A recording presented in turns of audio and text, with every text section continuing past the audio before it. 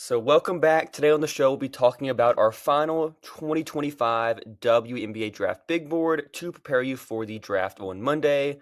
We'll dive into some superlatives, our biggest risers from the preseason, biggest fallers, our favorite prospects personally in this draft, and more.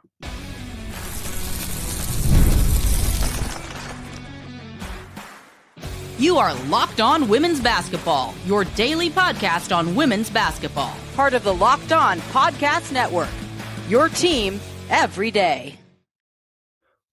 Welcome. You are Locked On Women's Basketball. Thanks for making us your first listen every day. We are free and available wherever you listen to podcast and on YouTube. Today's episode brought to you by FanDuel. Right now, new customers can get $250 in bonus bets when your first $5 bet wins. My name's Hunter Cruse. I'm your Saturday host covering the WNBA draft and prospect scouting. Today I'm joined by my co-hosts Emily Adler and Lincoln Shafer. Emily covers the draft focus on player development and the game within the game. Lincoln also contributes to our draft coverage here at The Next and Locked On Women's Basketball. To kick it off with segment one, I want to start with just the process of how we do our boards each year. Emily, you can kind of explain us a little bit more the system we use to grade prospects, how we personally divide up aggregating our ranking to where it's just like the average of all of our lists. So if you can explain that first. Yeah. So basically the way this started was wanting to systematize and get as close as possible to creating a quantitative system for what is very objectively a 99.9% qualitative evaluation system, just as a way to evaluate across years. And basically the closer we can get to thinking about our own processes without convincing ourselves that we're being objective, but as close as we can get to being quantitative in our assessments, it allows us to be more even and less biased relative to our own assessments. And so what that means is I borrowed the 2080 scouting system or scouting grade system from baseball, which is to say that basically grades fall on a normal distribution curve between, the 20th percentile and the 80th percentile, because that's where, I have to look this up, but I think that's where 95% of a sample falls in a normal distribution curve. Right around there, yeah. I think it's 96, but... Sweet. Obviously sending around a 50 grade, and you progress basically in units of 10. At the middle, you progress in units of 5 because it's more granular, there's more people there. Anyway, this is the way to basically assign grades to prospects and then map, and then as we did basically a year later, very intricately map those grades onto what it means for a quality of WNBA player so that we can, reasonably project players and compare them not only within a year, but across years and across eras. So what that means for all of us is we do our own shit and we talk to each other throughout the year. We talk to other people throughout the year, but we're watching a lot of stuff and we're evaluating a lot of things. We have questions that we come into the year with. That's the reason that we set up the preseason board the way we do, is to make sure that we're all on the same page when it comes, not on the same page, but we are able to really explicitly put out what our questions are and what our pros and cons are for players, and we watch how those progress. This is why we do the post-draft board, which we'll talk about in future episodes coming up in the next couple of weeks. But we do this, we each come up with our own grades, and then we come together and we put all our grades together and we put the players in tiers accordingly. Basically what our consensus is. I use a couple different tiebreakers within grades to basically sort people. It's basically just who has the highest grade, because that's simpler for me to figure out. And then we divide up who writes whose blurbs. So we basically call players and we write their blurbs, and then the other two people who haven't written that section will go in, they'll edit that, they'll add stuff that they think is necessary, sort of flag things if they disagree, and then I spend a night chugging Red Bull. I don't drink Red Bull, actually, I just have ADHD, and going through and editing the whole board to make sure everything sort of conforms to the same style and that, it's ready to go into WordPress. Yes, so to quickly run through our board, the top 10 first, if you haven't checked it out already, the full board will be in the description where if you listen to the podcast. It's how many words was it? 9,000 words this year? Closer to 9,500. 9,500. So number 1, Paige Becker's 80 grade. Number 2, Dominique Belonga, 55 grade. Number 3, Sony Citron, 55 grade as well. Then we have 2 5s or 50 grades being Tina Paopao and Yuste Yosite. Then we have 5 45 grades, Kiki Iriafin, Sanaya Rivers, Sanaya Fagan, Cheyenne Sellers, then JJ Quinterly. So, Lincoln, to look at this class holistically, what is your main takeaway? This is the third year we've been doing this all together. What's your main takeaway on this class? How does it compare to previous years? What are the strengths, the weaknesses that you kind of look at with the top 10 of this draft? Yeah, this class is one of the first classes that we've kind of watched the majority of their college career together Mm-hmm. and gone through and evaluated these classes. Um, and it's a deep class of role player bets.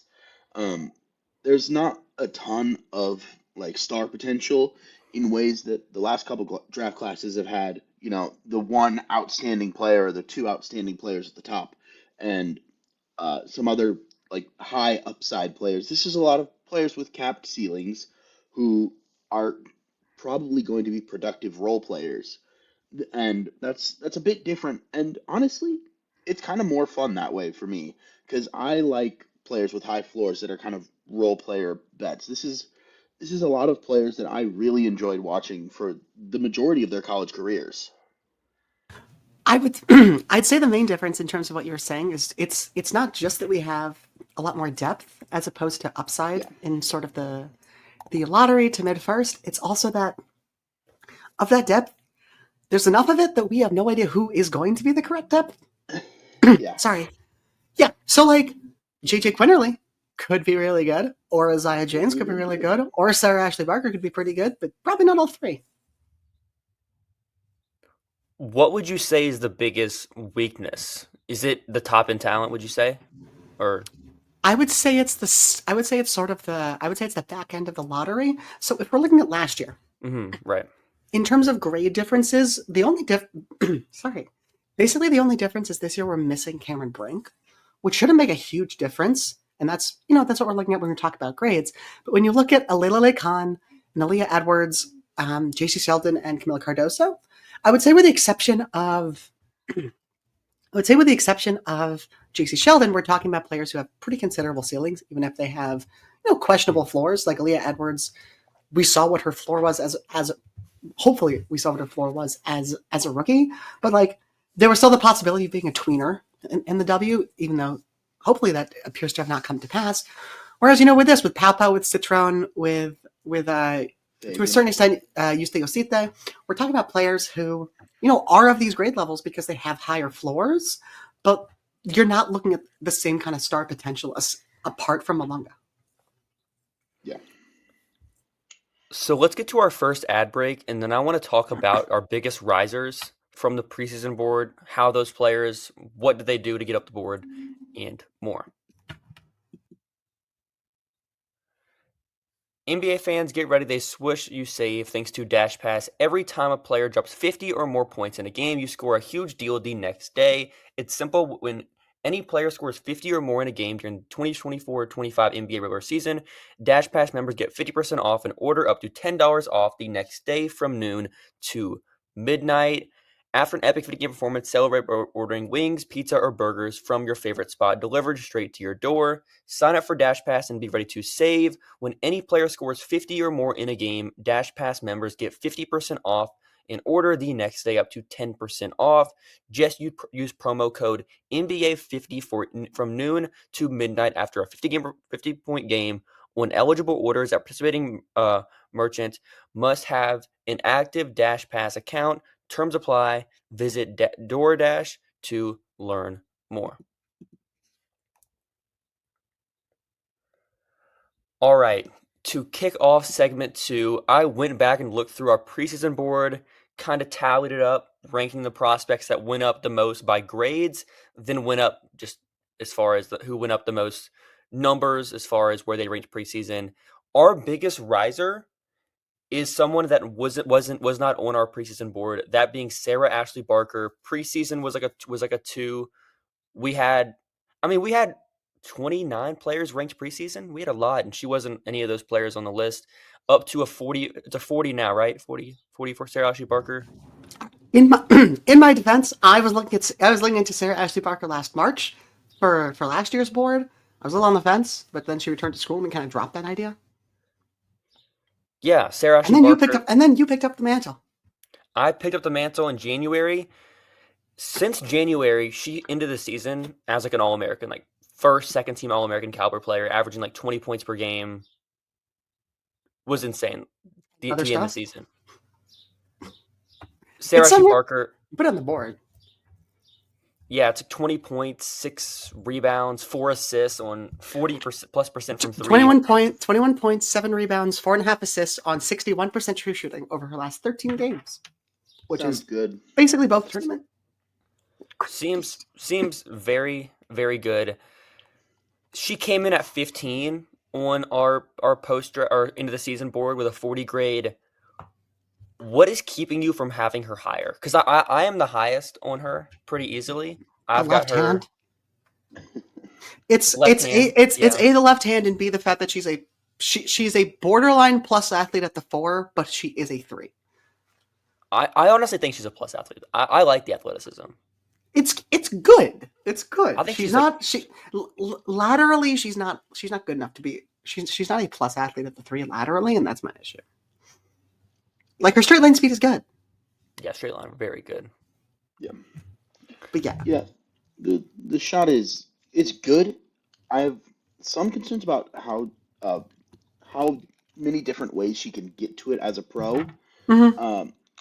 Which, is going to be a bigger issue for someone who's going to be playing more off the ball at the next level. Her arc is a bit strange.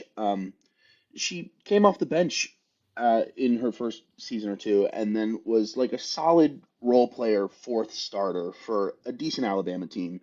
And then Georgia.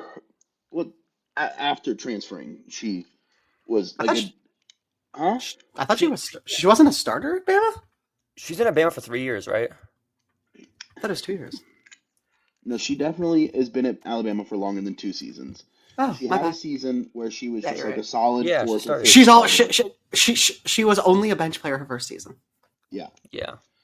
So And edit this then out. was like a solid 4th starter for Alabama, and then just made a massive leap in usage and production after her Mhm. junior season, and has kind of maintained that production level for the last 2 years, which is a really interesting arc. It's non-traditional, to be short.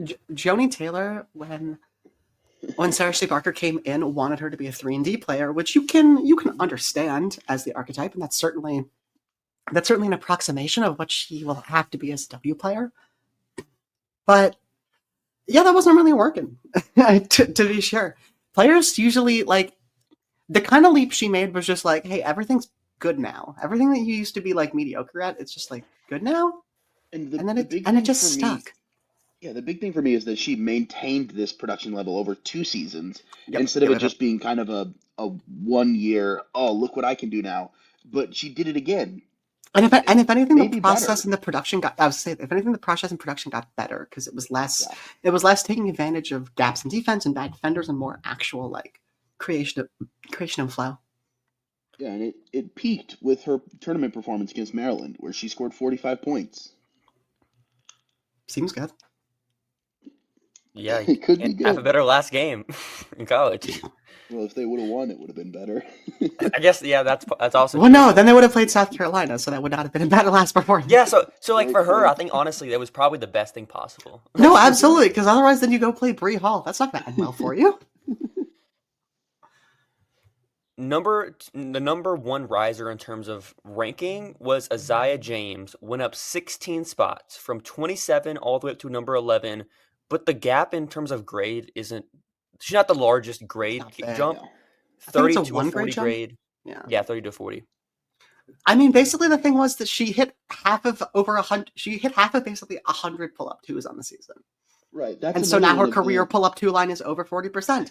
And so it's like, if it was under, this profile doesn't work.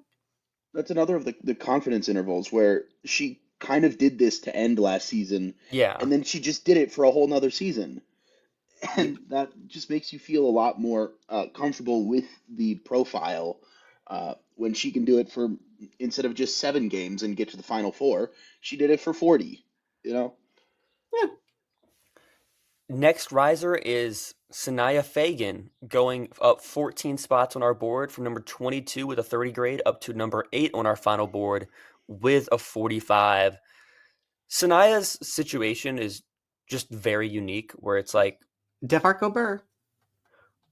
we ranked her just in terms of like Lincoln was the biggest fan of Sanaya. Mhm. I saw some stuff. It was always like per minute production. It was very theoretical. We never actually saw like what she was doing on a consistent game by game basis. But this Neither did season, Donnie. Starting at South Carolina this season, just did a lot of valuable things. Just always in the right spots defensively, the passing value, quick processing, just a solid role player bet at the 5. Yeah. A, a really, really great complimentary big. Yeah. A little Then short. one of the But large this may be the largest one in terms of like actual process of thinking about the prospect is Dominique Malunga, number 14 preseason, which I never agreed with. That was like our preseason argument. It was Dominique Malunga. we podcasted about that. We did a process. We podcast about that in 40 grade preseason, which was basically me pulling it up to that. Yes. Yes, it was. I think we had a 30, a 45, and a 55. It Yeah, was like a 30, a 40, and a 55. definitely like the biggest gap we've ever had in terms of like me and you on a prospect, Uh-huh. And then you were right. and I was right. You were mostly right. And end of the season, number 2 on our board, 55 grade, so goes up 12 spots. What's the thing with you, Em, with Dom, that makes you more confident from what you saw I mean, we talked whenever about she was with this. We Tarbes? talked about this last week, right? It's just that Yeah, she is like good at basketball now, especially defense. Where like she yeah. was, where like before she was producing and she had a little raw skill, but she made a shit ton of mistakes, which is fine Well, when you're an it was 18. all athleticism, pretty much. Yeah, which is fine when you're an 18-year-old. But it was betting on a certain amount of development, which I was especially uncomfortable with because she's not a player who picked up a basketball 5 years ago. She has been playing for most of her life. So this is not exactly the most common kind of jump to make at this age if you've been playing this long. But hey, I mean, it's a really good jump. She has athleticism. She has a certain amount of feel. So I am to some degree confident in the sticking. Yeah, I mean, it's for obvious reasons, it's a really high variance player, but hey, she's good now. And good at the stuff that is sometimes hard to develop. Euro Cup MVP at 19, which is not the same as EuroLeague MVP at 19, but it is Who was very EuroLeague good. MVP this year? EuroLeague MVP hasn't been decided yet because they're still going. Okay. Iana Right. Martino, EuroLeague Young Player of the Year. That's correct. She should be. It's freaking insane. Her first season at Her first professional season at age 18. It's I put this in the chat before. Was it like 11, 5, 5, 2, and 2?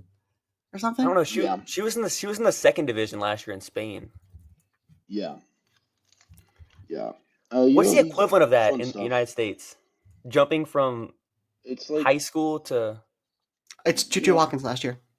yes, that's true. Yeah. That's true. I Other put her- risers, I put her stats in somewhere. Why can't I find them? other risers for us. Not as much kind of thoughts here because it's Sony Citron up 6 spots, 52 of 55. Then Cheyenne Sellers, who could have been an even bigger riser if it wasn't for the injuries.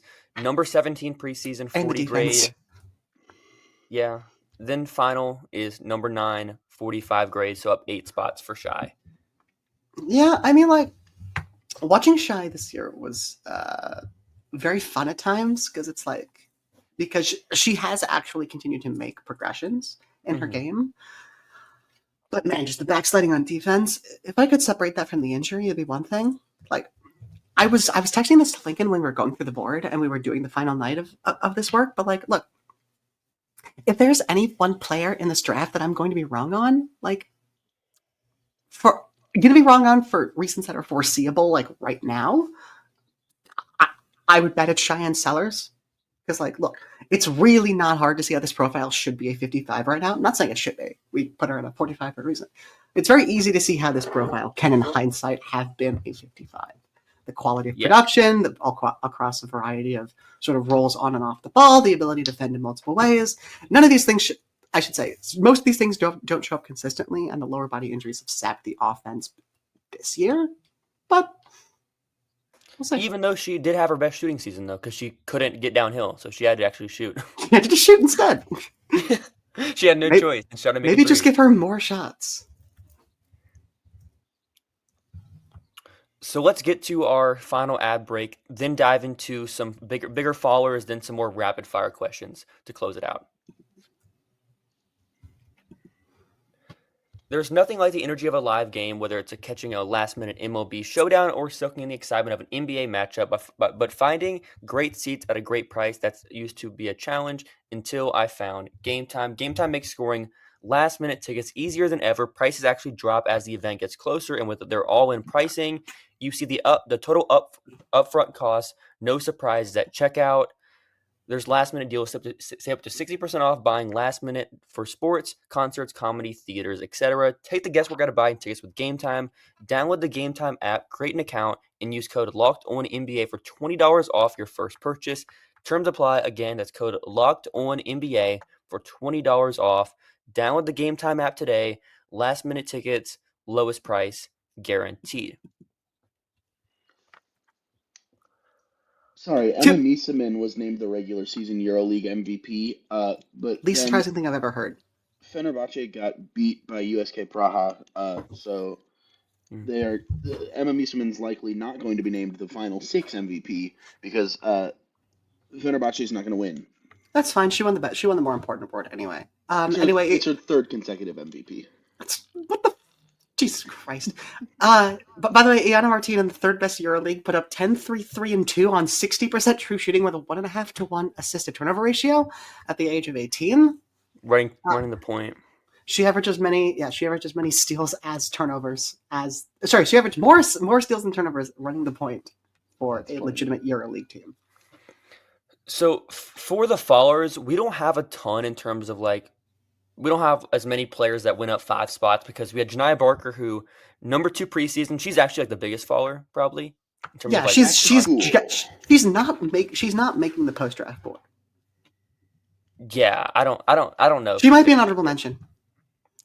Lincoln might try to get us. I think Lincoln's grade will single-handedly pull her to an honorable mention. It might pull her on the board, honestly. Not on the board. Honorable mention. You got to get 45 to get on the board. Janiyah preseason was at number 2 for us, 60 grade. Also, Raven Johnson was preseason number 7 for us, 50 grade, going back to school as well. Still defensible. Then I disagree, but she'll at the time the grade was defensible. At the time. Also, we had AZ Fudd on here, Olivia Miles, so a lot of players went back to school that we had, so there wasn't a ton of major variance there. But the biggest faller, do you know who it is? I talked about Lincoln before we recorded. Do you know who is it Bree Hall? That's exactly what Lincoln said, but Bree Hall actually went up on our board, even though her grade went down. We're talking about pure number spots? Yeah. Kiki Arifan? She's second, -3 spots. Number 1 is Aisha Sivka, down 7 spots. Oh, yeah, of course. Number 12. Oh, yeah, of course. Yep. So Sivka... Turns out it matters to make shots. To make shots the whole season. And not do cardio for 10 games in a row. Yeah. I still insist to age 19. The season-long arc of production is very good. Oh, yeah, that's why she's still on the board. No, you guys wanted to put her even lower. But she still shot only 33% from 3 on the season, though. 35. In the French league. But she got to be better. I feel like she got to be higher than that, You can't cut out EuroLeague. It's harder. Euro Cup? Whichever. But yeah, I mean, there's obvious tools here. It's why she's going to be at the draft. 6'3", big shooter. For me, it comes down to the athleticism, the handle.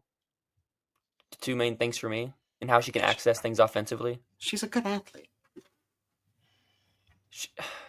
At 6, sure. At the 4. Yeah. She's Yeah, also she's not. 6'3". She's also very skinny right now. She's 19. Malonga's kid. Okay, you can't bust that. You have Malonga's like a 7, and she's a rail. I have a 6. I almost convinced you to put her as a 7 by accident. Then we have Kiki Iriafin. Iriafin was preseason 6 down to a 45. Which, like, Definitely- putting her as preseason 6 was pumping the brakes on her production from last year a little bit, even at that. I think we missed on having her that high, and I don't think we accounted for the on-offs as much as we probably should have, of what it was with how they were producing and what Kiki did whenever Kane wasn't on the court. I don't think you can account for that, just given the sample sizes and given the way Stanford handles rotations. Well, look, she's not the first fraud that Tara Vander produced, and she actually will be the last. She's still she's still good though. Yeah, She's the wing defense. The production was down across the board, as well as the efficiency being down, which if you're dropping a little bit in usage and also dropping in efficiency, that's not what you're looking for. And it wasn't like she was senior season. And it wasn't like she was taking like a whole hell of a lot of like difficult double team roll shots. It was a lot of one-on-ones, just not at all producing in terms of the one-on-ones. Yeah. The entry spots changed. The angles that you had to attack changed because of the offensive system changing, obviously, but like failing to produce against that many one-on-ones is very concerning. The foul rate was down, but the rebounding was down, the assists were down, the steals and blocks were about the same. But every kind of offensive metric that you could measure her season-to-season performance by was basically not as good this year as it was as a junior at Stanford. Well, the rebounding is Except fair. free throws. The rebounding, I think, is like not even a concern at all because she went from playing the 5 to the 4. Yeah, the biggest drop for me is the mid-range scoring. Yep. She was and also in the 40s last year. This year was at 33%. She was in the high 40s last year. Yeah, she was one of the best mid-range.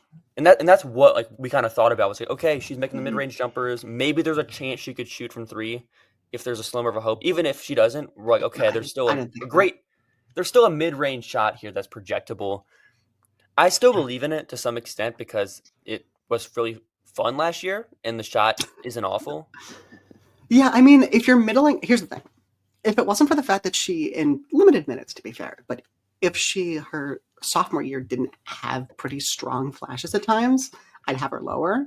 But like just middling out the arc from freshman, sophomore, junior against the drop from junior to senior years, to me that gets you to like a soft 45 range, maybe a hard 45, just given the defensive ability. The fact that she is absolutely a defensive tweener in the weirdest way is going to get really hard for her to actually get on the court and produce. Yeah. And I think like there are some coaches that could probably use her properly. Most can't.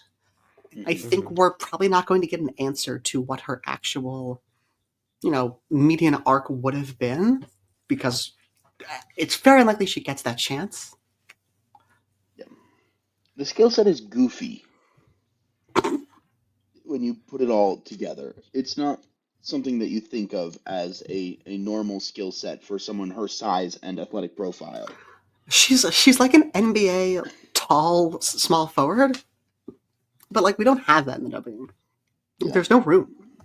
Because she can't do enough offensively to fill that space. It's kind of just Satu, right?